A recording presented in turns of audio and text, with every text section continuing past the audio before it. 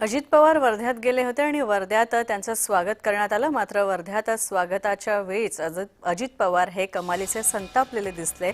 पुष्पगुच्छ हा प्लास्टिकच्या पिशवीत आणल्यामुळे त्यांनी संताप व्यक्त केला। तर उपमुख्यमंत्री अजित पवार यांनी स्वतः कचरा उचलला।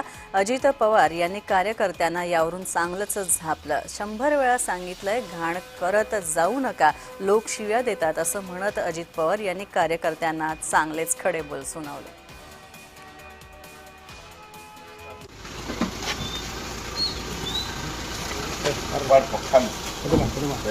कचरा करायचा काय नाही तुम्ही वेड्याचं बाजार नुसती प्लास्टिकची पिशवी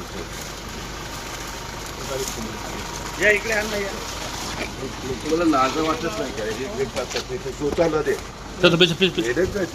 घाण करतात सगळे 100 वेळा सांगतो पिशव्या बिशव्या टाकू नका लोक शिव्या देतात।